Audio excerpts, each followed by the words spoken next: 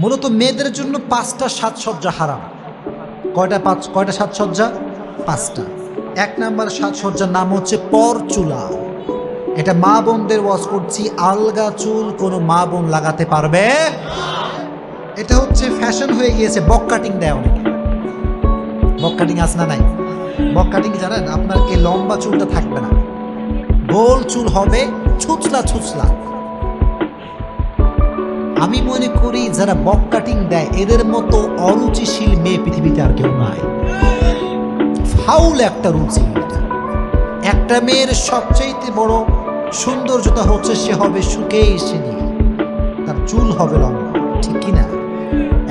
2 number সাজসজ্জা হচ্ছে মেয়েরা কখনোই ব্রু প্লাক করতে পারবে না। কথা বলুন, ঠিক কিনা? ব্রু প্লাক করে এরকম মেয়ে নাই? না। আল্লাহর হাবিব বলেছেন তার উপরে আল্লাহর লানত, তার উপরে আল্লাহর অভিশাপ যে ব্রু প্লাক করে। নাউজুবিল্লাহ।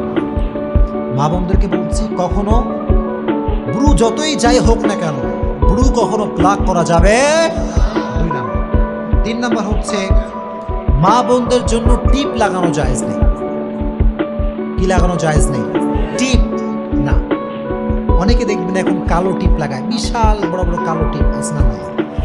আবার অনেকে লাল টিপও লাগায় না। এই লাল টিপ, কালো টিপ খুব বাজে একটা জিনিস। ইব্রাহিম আলাইহিস সালামকে যখন আগুনে পোড়ানো হবে, অ্যাট দ্য সেম টাইম নমরুদ অনেকগুলো নর্তকী নিয়ে এসেছিল, নাউজুবিল্লাহ পড়ান। আর প্রত্যেকটা নর্তকীর কপালে ছিল টিপ। তখন থেকে আমাদের শরীয়তে টিপ লাগানো হারাম হয়ে গিয়েছে। এই জন্য কোনো মেয়ে কখনো লাল টিপ, কালো টিপ ইউজ করতে পারবে। আল্লাহ মা বোনদেরকে এই ফিতনার থেকে বাঁচায় দিক, আমিন। 3 নাম্বার। 4 নাম্বার, মা বোনেরা ঘণ্টা যুক্ত কোনো নুপুর পড়তে পারবে। কি যুক্ত নুপুর? ঘণ্টা। মানে নুপুর পরা না জায়েজ তা না, নুপুর পরা জায়েজ, তবে ঘণ্টা যুক্ত নুপুর পরা জায়েজ না। এর ব্যাখ্যাটা আমি বলে দেবো আপনাদের সবাইকে, শুনবেন সবাই। প্রিয় ভাইরা, মনে করেন আমরা এখানে বসে আছি, ফর এক্সাম্পল আমরা সবাই তাফসীর শুনছি, ঠিক কিনা? এখন এখান থেকে যদি একটা মেয়ে হেঁটে যায়, পায়ে নুপুর আছে, ঘণ্টা নাই, আপনারা কি কেউ বুঝতে পারবেন? বুঝুন কথাগুলো, just try to ponder on this matter, একটু ভাবেন। আর একইভাবে একটা মেয়ে যদি নুপুর পরে আর যদি নুপুরে ঘণ্টা থাকে, সে যাবে আর এলাকাবাসীকে সবাইকে খবর দিবে আমি যাচ্ছি, ঠিক কিনা? তখন যুবকরা বলবে কে আসে রে? হ্যাঁ, ও আচ্ছা, হাই, হ্যালো আপু। আছে না নাই? ফিতনা তৈরি হওয়ার একটা আশঙ্কা আছে না নাই? সো মেয়েরা কখনো ঘণ্টা যুক্ত কোনো নুপুর পড়তে পারবে। আম্মা জান আয়েশা রাদিয়াল্লাহু তাআলা আনহা একজন নারীকে দেখলেন ঘণ্টা যুক্ত নুপুর পড়তে। উনি বললেন আল্লাহর হাবিব বলেছেন কোনো মেয়ে কখনো ঘণ্টা যুক্ত নুপুর পড়তে পারবে। 4 নাম্বার। 5 নাম্বার হচ্ছে সেই বিষয়টি যেটা আমি বলেছিলাম, কোনো স্ত্রী তার স্বামী ছাড়া কোনো পরপুরুষের সামনে সুগন্ধি ব্যবহার করতে পারবে। জোরে কোন পারবে? এটা খুবই খারাপ একটা জিনিস। কারণ হচ্ছে কোনো মেয়ে যদি কোনো পুরুষকে অ্যাট্রাকটিভ করার জন্য, আকর্ষিত করবার জন্য সুগন্ধি মাখে, আল্লাহর হাবিব বলেছেন জেনা করলে যেই পরিমাণ গুনাহ হয় সেই পরিমাণ গুনাহ তার আমলনামায় জমা হবে। জোরে কোন নাউজুবিল্লাহ। আল্লাহ মা বোনদেরকে এই 5টি সাজসজ্জার থেকে বাঁচায় দিক, জোরে কোন আমিন। বাঁচায় দিক, জোরে কোন আমিন। আর একটা লাস্ট কথা বলে শেষ করতে চাই। আমি মা বোনদেরকে বলতে চাই উইথ ফুল রেসপেক্ট, সম্মান, যে মা বোনেরা এখন বেশিরভাগ সময় দেখা যায় যে হুজুর দেখলে পর্দা করে আর কারোর সামনে পর্দা করে না। কথা অবাস্তব না বাস্তব? এটা আপনারা বিশ্বাস করেন না? সত্যি, এটা সত্যি না। আমি দেখছি নিজের জীবনে কিছু কিছু মা হুজুর দেখলে পর্দা করে, বোনরা হুজুর দেখলে পর্দা করে, আর দেবরের সামনে কয় দেবর সাহেব কেমন আছেন। কথা কোন ঠিক কিনা? দেবরের সামনে প্রত্যেকটা ভাবির যাওয়া সম্পূর্ণ হারাম। কথা কোন ঠিক কিনা? আর স্বামীদেরকে বলছে, স্বামী জাস্ট হাজব্যান্ড, আপনার ছোট ভাই হোক বড় ভাই হোক, এই খুব গুরুত্বপূর্ণ কথা, সবাই শুনবে, সবাই সুরসার নাই, কাটা কথা বলছি। প্রত্যেকটা হাজব্যান্ডকে বলছি, আপনার ছোট ভাই হোক বড় ভাই হোক, কোনোদিন আপনার বইয়ের তীর সীমানা সে পাড়া দিতে পারবে না। কথা কোন ঠিক কিনা?